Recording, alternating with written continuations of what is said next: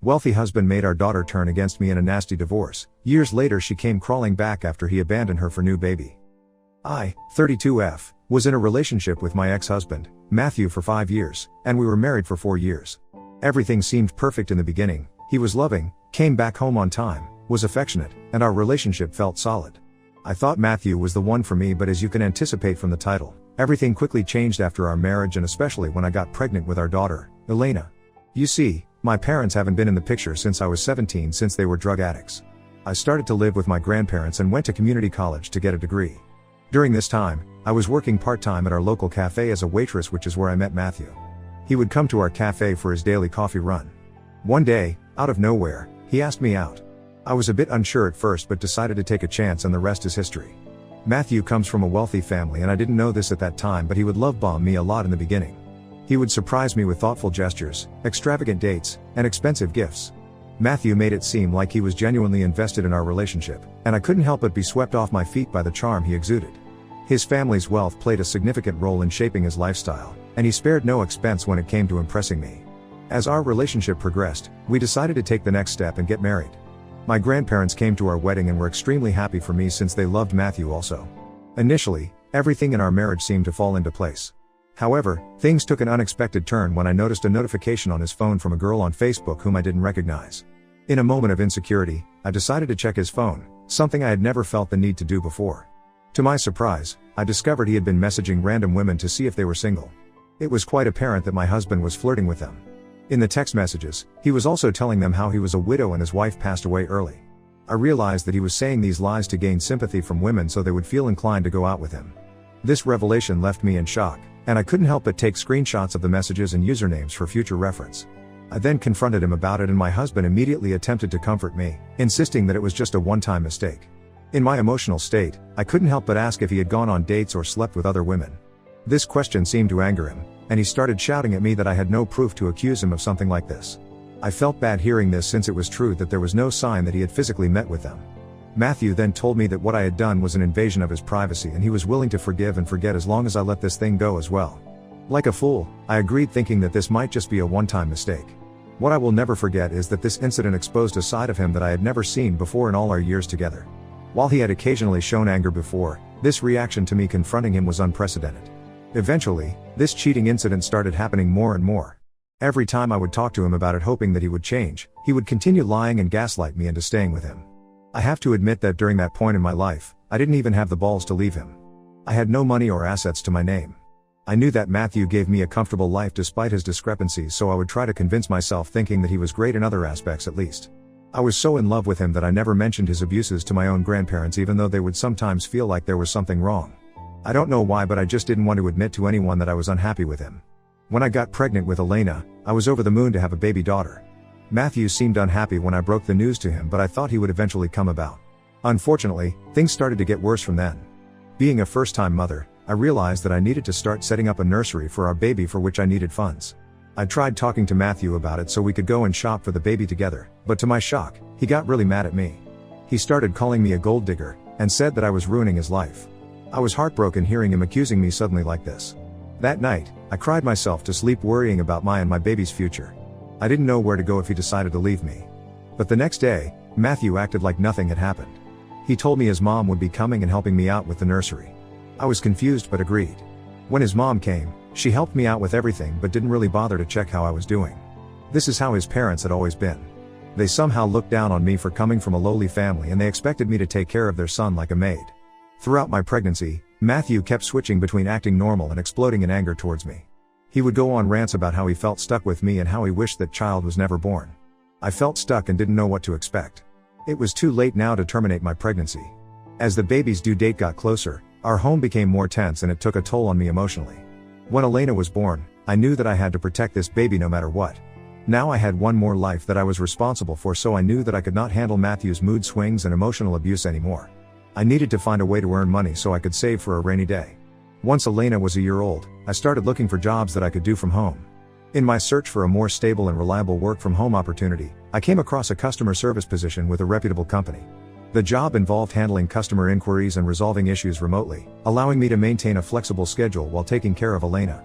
This new job brought a sense of financial independence, but it also marked the beginning of more conflicts with Matthew. In the beginning, he forbade me from getting a job, saying that it was not needed, but I was determined and I persisted. I told him how I was taking care of Elena and the rest of the household work, so what I did during my free time should not be his concern. As my income increased, so did his resentment. He started accusing me of neglecting my responsibilities at home, despite my continuous efforts to balance work and motherhood. The emotional toll was getting overwhelming, but I knew that I had to bide my time.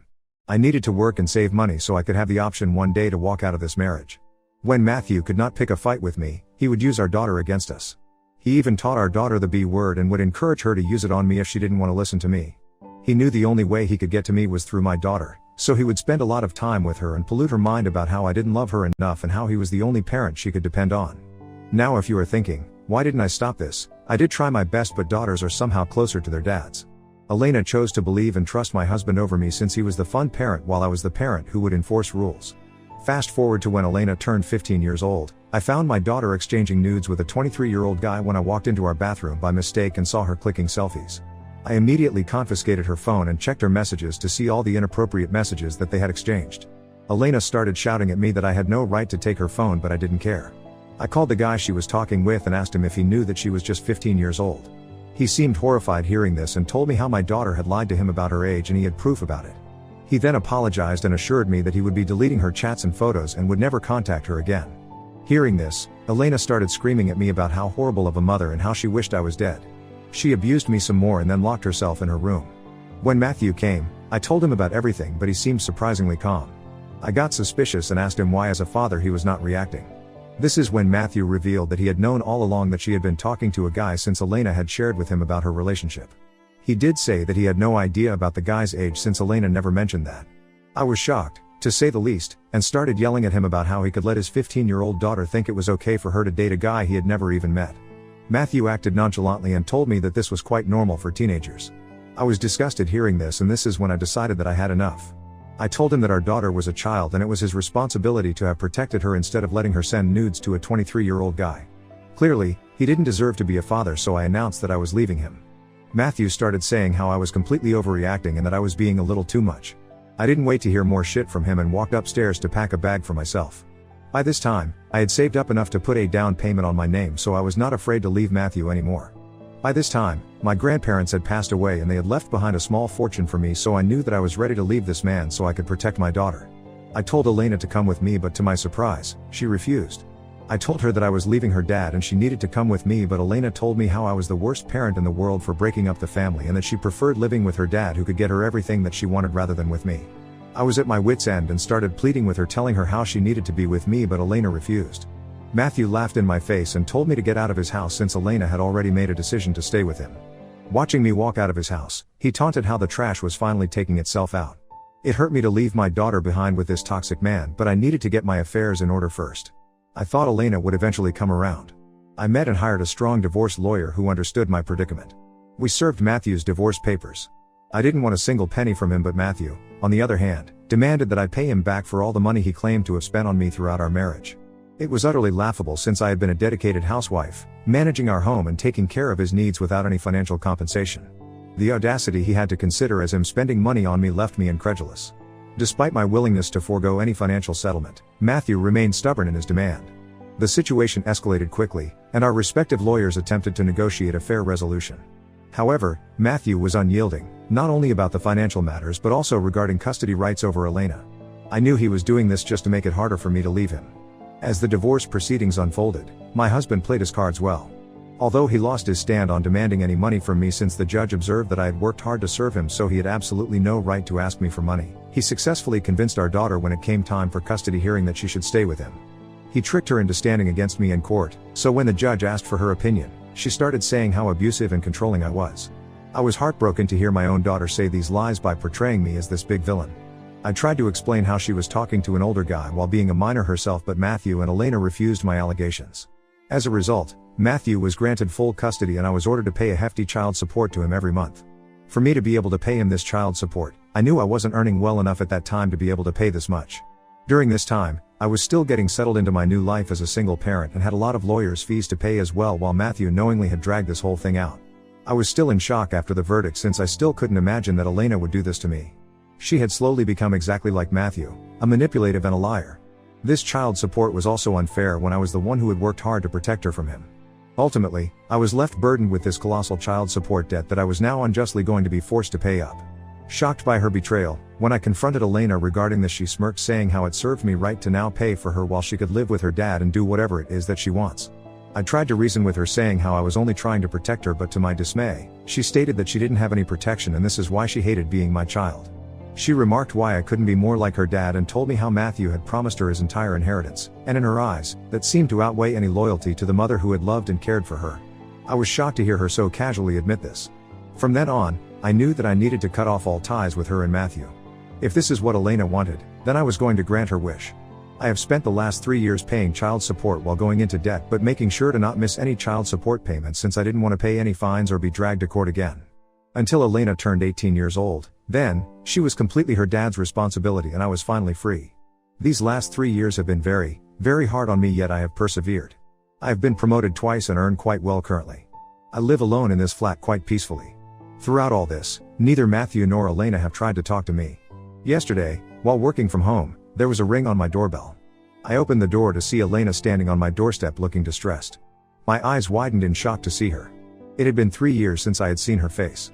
She smiled at me politely and asked me if she could come in. Still in shock, I let her in. Elena looked uneasy as she entered my flat. The air was thick with tension, and I couldn't fathom why she would show up after 3 years of silence. She nervously sat down, and I cautiously took a seat across from her. After an awkward silence, Elena finally spoke up. She started by apologizing for her past actions, acknowledging the pain she had caused me when she was a teenager. Her eyes welled up as she began to share the details of her tumultuous relationship with Matthew, her father for these last few years. Elena explained that Matthew had started dating shortly after our divorce. His new girlfriend didn't share the same affection for Elena. This would lead to constant clashes between the both of them.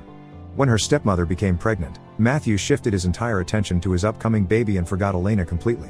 She slowly started realizing how shitty of a parent he was. He didn't really care about any of her interests, and now that he had a brand new baby, he didn't bother about her at all. Recently, things escalated when the stepmother falsely accused Elena of trying to harm the baby as Elena was jealous of her child. Elena told me how this was a blatant lie, but the stepmother somehow convinced Matthew to the point where he decided he wanted nothing to do with Elena anymore. She told me about the heated arguments, how Matthew told her to get out of his house, and the subsequent fallout. From her shaky voice and waterwork, it was clear that Elena was in a vulnerable position. She started pleading with me to let bygones be bygones and allow her back into my life, arguing that I owed it to her as her mother. My initial shock turned into a mixture of emotions: compassion, anger, and confusion. It was difficult to digest the sudden twist of events. However, I couldn't ignore the years of hurt and betrayal. As she sat, tears streaming down her face, begging for support, I maintained my resolve. I reminded her of the debt she indirectly contributed to during my divorce proceedings, the lies she told for her father, and the toll it took on my life. I told her how hard I had to work to pay for her child support and the debt that I had accumulated as a result while she lived her best life with Matthew. With a polite smile, I told her that she wasn't welcome back into my life until she could somehow find a way to clear the debt. Elena started arguing, saying how she had no one else to ask for help. I told her it was none of my business and she needed to get out of my house since I wanted nothing to do with her. She looked at me in shock, but I got up and opened the door for her. She walked out of my flat, still in disbelief. Although a part of me is okay with this decision due to the scars from the past that remind me of the pain she had inflicted on me during the custody battle and the subsequent years of child support payments, there is also a small part of me that feels sorry for her. Ida for kicking my daughter after how she lied during our divorce proceedings and forced me into debt. Update 1, I read your comments. Though there weren't many, I took every NTA and UTA into consideration. It has made me realize I need to have a serious chat with Matthew regarding Elena. It's sad that he is such a shitty person and was able to manipulate our daughter so much that she never maintained any contact with me. I also called Elena to find out where he's staying and she told me she was at her boyfriend's place. I told her that I would talk to Matthew about it and make sure that this issue would be resolved. To everyone asking why I didn't ask my ex-husband for any money, it's because I honestly wanted nothing from him when I made up my mind to leave him. I just wanted him out of my life and he decided to manipulate our daughter into framing me as a villain. Since he abused me emotionally and financially, it was difficult for me and my lawyer to prove that. At this point, I honestly don't care since I am able to lead a comfortable life on my own without ever taking his help, which I'm proud of. Also, some of you have asked me why I didn't try fighting for custody again. Well, when your own child doesn't want to live with you and openly admits that she has chosen her father because of his wealth, how can you convince her? Unfortunately, fathers have more rights when it comes to children, and given my mental, and at that time physical, health, I didn't want to go back to court. Even when I was going into debt for paying the hefty child support, I didn't care and worked hard just to start leading a normal life again away from Matthew. Update 2. Yesterday, I braced myself for a difficult conversation as I dialed Matthew's number, preparing to confront him about Elena's unexpected visit and the troubling revelations she shared. I plunged into the heart of the matter, recounting how Elena had turned up on my doorstep. Matthew's initial reaction was defensive. He claimed he was exhausted with both his wife and Elena clashing all the time. He even said he felt Elena was a danger to his new baby. I got really mad hearing all that. I reminded him that Elena was his own daughter, someone who always looked up to him and who even went as far as lying for him when he wanted her to. I told him he needed to treat her better, that he couldn't just push her away like that. I also told him that he had no proof that Elena had harmed his baby in any way except for his new wife's words and that he needed to start listening to Elena's side of the story as well. Though Matthew attempted to cling to his justifications, I sensed a glimmer of guilt flickering beneath the surface, a reluctant acknowledgement of his own failings as a father. Eventually, I got through to him. He apologized for kicking Elena out. I suggested he talk to his parents and ask if Elena could stay with them since she was crashing at her boyfriend's place. After some back and forth, he agreed to do so. I finally felt relieved. Today, Elena texted me saying she's with her grandparents now.